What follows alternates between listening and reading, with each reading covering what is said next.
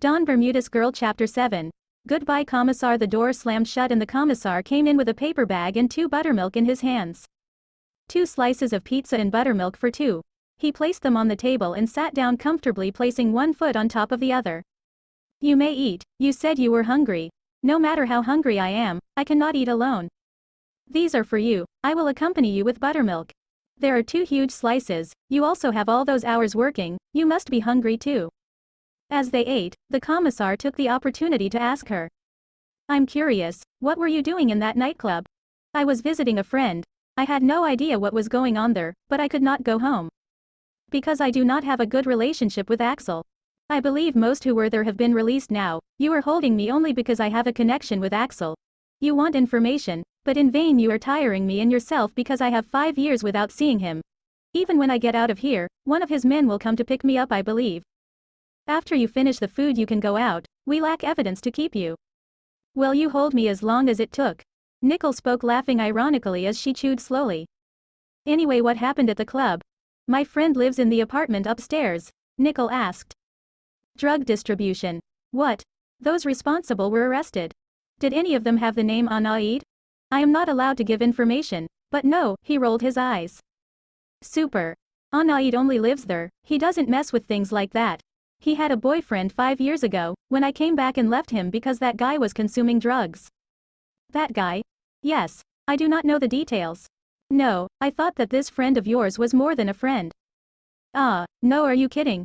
We are just friends. I'm not in his preferences. Commissar. Someone interrupted by stepping in the door.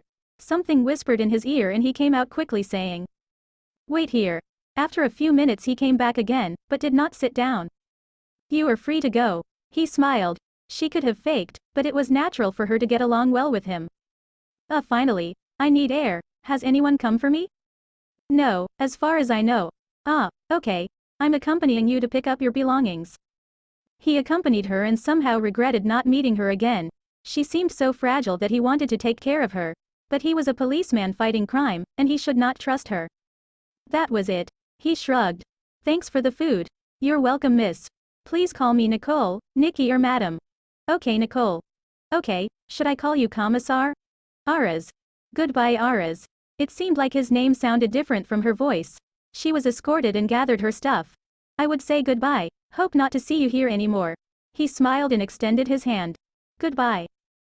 Don Bermuda's Girl Chapter 8. Jealous too much?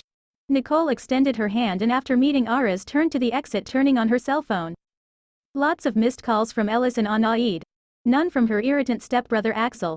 That's how she put his name on her cell phone. She called Ellis, who after 2 rings answered. Miss Nicole, how are you? I'm out. I was taken out for lack of evidence. Where are you? The boss is busy, he cannot come. I don't care about him, come and take me home. I'm coming, for a maximum of 20 minutes I'm there. Madam. Whom are you going with? The commissar was heard behind her. They are coming to pick me up, no worries. She hung up the phone on Ellis, who had put it on a loud voice and Axel was listening too. Madam? That guy called her madam? Who the hell is he? I don't know, boss. And she hung up when he spoke to her, without greeting you. She never does that. He gritted his teeth, clenching his fists.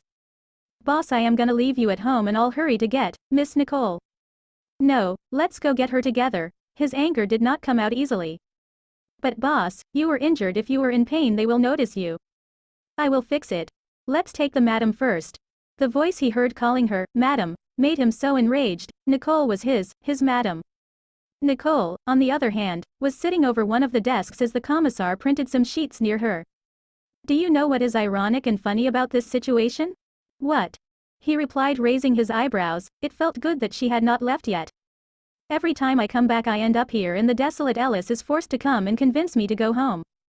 What about your brother? I do not have a brother. It is only in documents. I do not have a brother in the documents too. In fact, I am adopted. He cursed himself in his mind that asked her that question and stopped her smile. After a few minutes of silence, Nicole spoke again, her eyes lit up. What if you help me find my biological family? Hardly, I only know that there was a fire and everything was reduced to ashes, they could not identify anybody. But hey, do not wrinkle your lips so easily, I will see what I can do. I cannot promise you anything, but I will try. He approached her, placing his hands on the table on either side of her as her face lit up like Christmas lights. Thank you very much, you are very nice. She threw her arms around his neck, hugging him.